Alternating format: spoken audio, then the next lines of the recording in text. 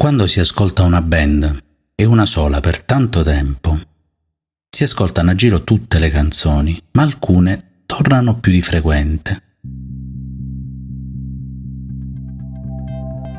Questo è Stay, un podcast in pillole sugli YouTube.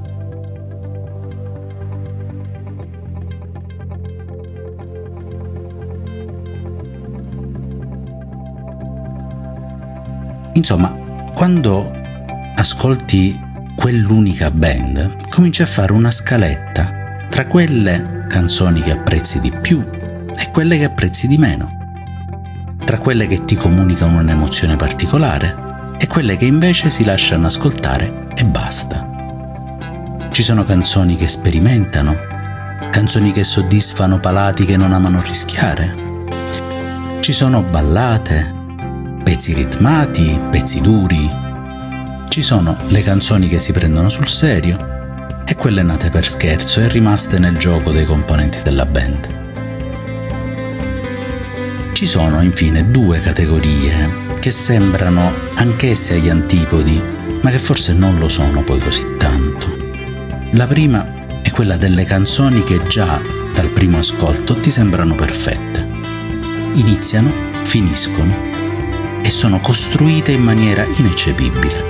Raccontano una storia chiara che non lascia spazio ad interpretazioni, anche perché la musica si incastra benissimo spiegando la stessa cosa ed arricchendola con particolari nuovi. La seconda è quella forse più affascinante, è la categoria delle incompiute, canzoni che non capisci da cosa partono e dopo che ti raccontano quel pezzo di storia rimangono sospese.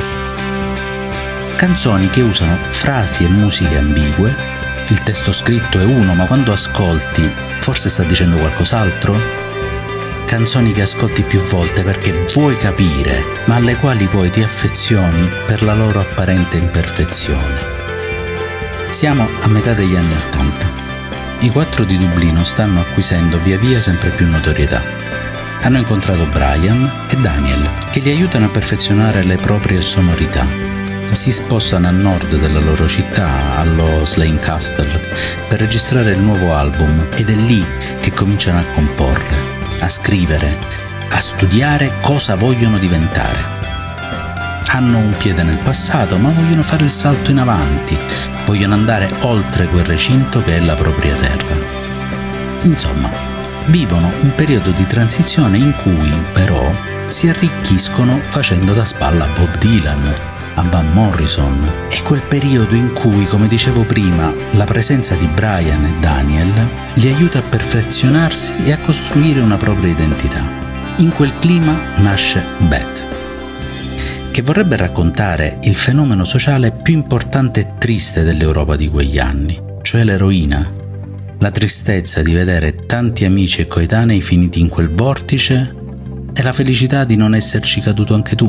La tristezza di quelle menti impoverite agli angoli delle strade, costretti a chiedere l'elemosina, contrapposta invece alle loro menti alimentate continuamente dalla creatività e dalla voglia di guardare avanti. Bad è la cattiva compagna. È qualcosa che ti dà gioia, euforia e serenità all'inizio, ma che poi ti avvolge nella tristezza, nella ripetitività e nella morte. Bad è una storia che non si sa quando sia iniziata e non si sa quando e se finirà. Il gesto ripetitivo di ascoltarla e riascoltarla per trovarne un senso è forse lo stesso della persona vittima di una dipendenza.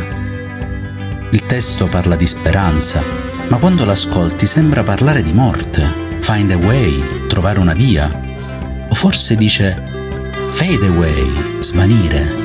Bad è l'incompiuta degli U2. È musicalmente un punto di arrivo ma anche un punto di partenza. È il vecchio che sperimenta. È un pezzo di una storia personale ma anche una parte di una storia collettiva. È una meteora che disegna una curva luminosa nel cielo pieno di punti fissi. È un compagno di viaggio che ti si accosta ad un bivio, poi ti racconta qualcosa, non la completa e al bivio successivo ti lascia e prosegue per la sua strada. Stay, Ogni domenica alle 13